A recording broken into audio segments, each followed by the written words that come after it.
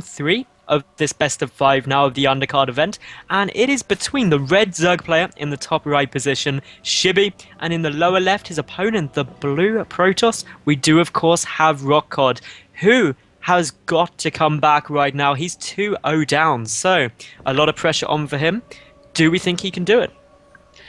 It's going to be really, really tough being down 2 games versus a Zerg, and Rotcod hasn't really looked dominant in this series at all. Shibbxyz was looking really, really good, and when the Zerg player is looking that good, it's going to be very, very difficult to win 3 games in a row. I think one of the hardest matchups to come back from like a 3-0, 2-0, 4-0, 5-0 deficit is going to be this matchup.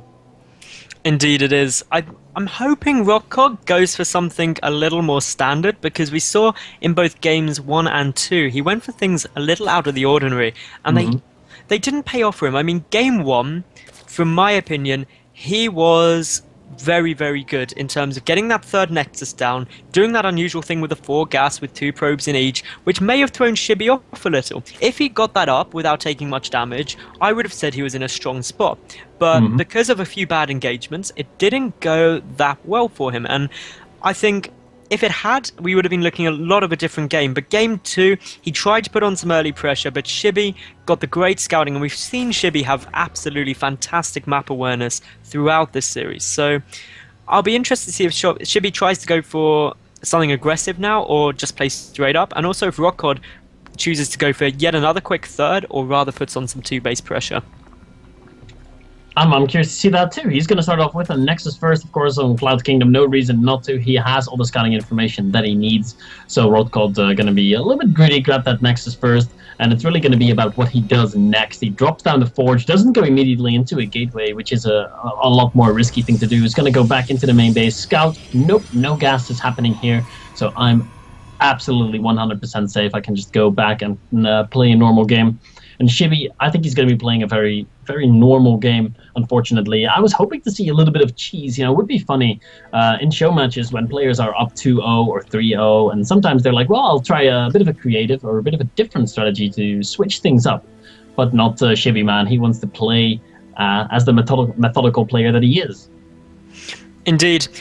The only thing with this map, Lilium, which I would say is that from a Zerg perspective, the third base, I would probably categorize this as the hardest third base in the game to hold against Protoss 2-base play. It's so difficult. There's such big entrances coming into it. That's the first thing. The second thing, of course, is when you get force fields down between the hatchery and the cliff, you can have your army split in half very quickly, and a lot of damage can be dealt. So Rotcod may go for some early aggression. He may go for a 2-base play, and really a lot of 2-base plays are very effective here. Immortal Sentry all in, obviously, all the way to things such as an 8-9 gate warp gate push with nothing but zealots can be super strong. So Rotcod has options. The third base equally, though, isn't too bad to take when you get the gateway wall off. And for that reason, it's not a map where you're confined to doing a 2-base play, but rather one where you can make an informed decision and a very assertive choice on which you feel will be the best for your long-term playstyle. Yeah, this is a map where you can expand to a third base as Protoss, definitely, Maddles, especially when you have a lot of sentries. Get your robo down, build a few immortals, and you're going to be able to take that third base relatively safely because of the ramp. You can force field that and the area into your third at the back. You can force field that too. So it is definitely possible to take a third base as Protoss on this map. It's just a little bit more difficult than it is on Entombed Valley. Indeed. Now, I love the point you made about the sentries, because one of the really interesting builds you can get on this map, which we see players from Dignitas such as Dream and Bling favor, is that you can go for something that looks a lot like an Immortal Sentry all-in, getting 1 or 2 Immortals out and a few sentries, but then just take your third base and use that to defend it, which can throw quite a few Zerg players off. I'm sure Rotcod would have seen the Dignitas players use that, as well as a lot of other players as well, and as a result may choose to go that route, so he's not quite as... So he's basically not putting this show match on a flip of a coin, being that, hey, if my Immortal Sentry all-in doesn't work, I lose. Yep, good point you're making there, Maddles. Let's get down to business a little bit. Let's see what Rotcod is really up to. He made the mistake of forgetting one of his pylons. The 44 pylon is the one he forgot, so he's been supply blocked for a long time. His second sentry is going to be a long way away. kind of big deal, a mistake like that for getting your pylon to go down, especially when you're hitting a 2-base timing such as the Immortal Sentry. He wasn't able to start his Immortal at the appropriate time, and he wasn't able to get his second Sentry out at the appropriate time either. So, yeah, a bit of an advantage for Shibbxyz already, I would say.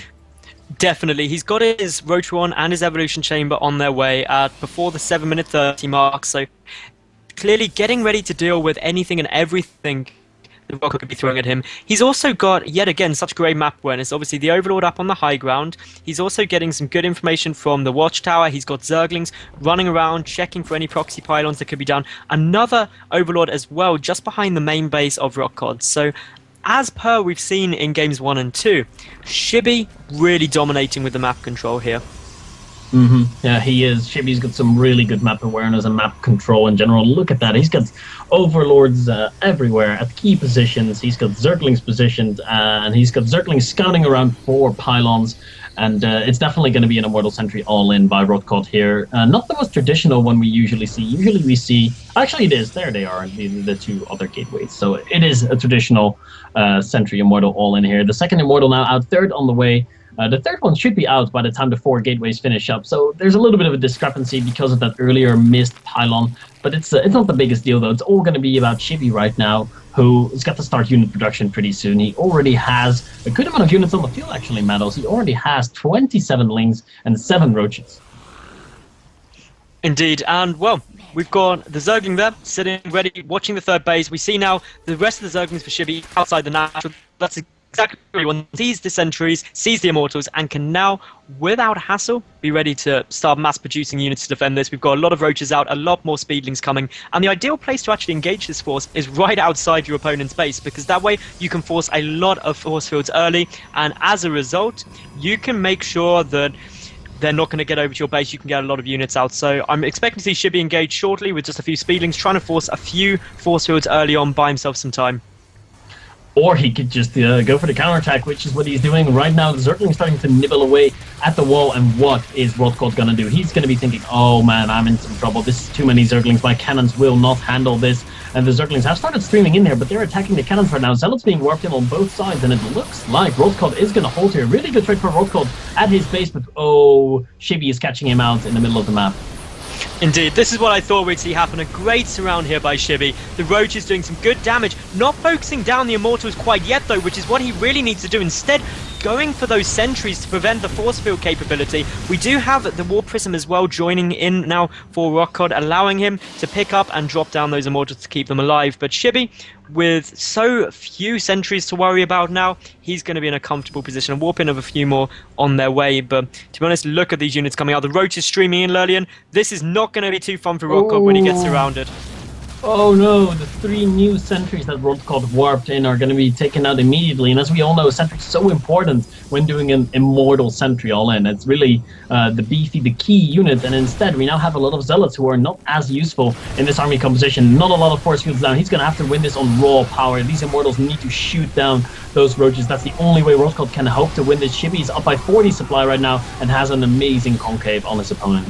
He does, but I'm still going to cheer for Rotcod because he needs to win this game if he's going to stay in this series, but it's not looking too good for him. As we can see, we have got those Immortals getting taken down, and with that, Rotcod is in a very, very poor position going further onto this match. If he wants to hold, he is going to have some absolute miracle engagements. Yeah, I think he knows he's lost at this point. It's going to take more than just a miracle for him to come back. Zerg on 3 bases. Zerg has 60 drones that he needs to be able to continuously produce units. And there's only 4 sentries, actually 5 sentries and a few zealots out on the field right now. And Rotcod is going to make one last stand here, covered by his cannons. He's hoping to make a bit of a miracle happen. But it's not. Unfortunately, no miracle is going to occur now. Roaches are in the natural base. Those sentries trying to put up a last-ditch effort, but I'm expecting to see the GG out of Rotcod very shortly. I know he's been playing so much harder than Swarm, and there is the well played. And this best of 5 has gone 3-0 with Shibbxyz winning himself a very nice